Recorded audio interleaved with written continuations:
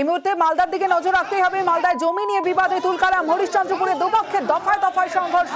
গাঙুর গ্রামে রাস্তার ধারে ৮ কাঠা জমি নিয়ে বিবাদ।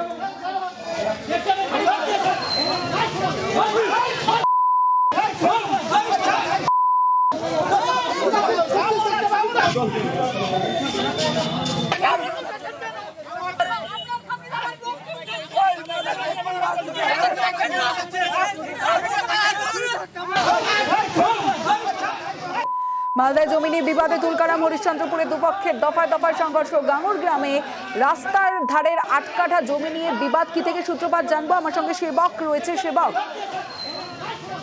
দেখো, মালদহের হরিশ্চন্দ্রপুরের গাঙর এলাকা, এখানে ৮ কাঠা জমি নিয়ে মুজিবুর রহমান এবং সরফরাজ আলম তাদের মধ্যে দীর্ঘদিনের বিবাদ। গত প্রায় ৩ বছর ধরে বিবাদ চলছিল।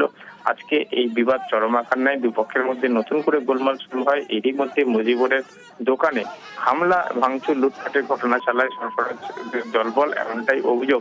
এরপর থানায় অভিযোগ জানাতে যান হরিশ্চন্দ্রপুর থানায় মুজিবুরের তার পরিবারের লোকজন। সেখানে তাদেরকে মারধর করা হয়। এরপর তারা যখন চিকিৎসার জন্য হাসপাতালে যান, সেখানেও তাদের উপরে হামলা চলে, এমনটাই অভিযোগ। শুধু তাই নয়, হাসপাতালে দুপক্ষের মধ্যে ব্যাপক সংঘর্ষের ঘটনা ঘটে, যা সামাল দিতে হরিশ্চন্দ্রপুর থানা পুলিশ যায় ঘটনাস্থলে। অন্যান্য রোগীর আত্মীয়রা তারাও কিন্তু আতঙ্কিত হয়ে পড়েন এই গোলমালের ঘটনায়। কারণ হাসপাতাল চত্বর, সেখানে দুপক্ষের মধ্যে যে বিবাদ, পুলিশকেও কার্যত বেগ পেতে হয় পরিস্থিতি নিয়ন্ত্রণে আনতে। সব মিলিয়ে দুই পক্ষই তৃণমূল সমর্থক, এমনটা দাবি করেছে। যদিও তৃণমূলের দাবি যে এই ঘটনার সঙ্গে দল কোনোভাবে যুক্ত নয়, আর এ নিয়ে সরব হয়েছে বিরোধীরা। সব মিলিয়ে জমিকে ঘিরে এই যে বিবাদ, তার জেরে কিন্তু ব্যাপক উত্তেজনা ছড়ায়। এই মুজিবুর রহমান, যিনি অভিযোগকারী, তার দাবি ৮ কাঠা জমি কিনেছিলেন, কিন্তু তাকে সরফরাজ আলম জমির পাশাপাশি যে পূর্ত দপ্তর যে সরকারি জমি আছে, সেই জমিও তাকে দিচ্ছিলেন।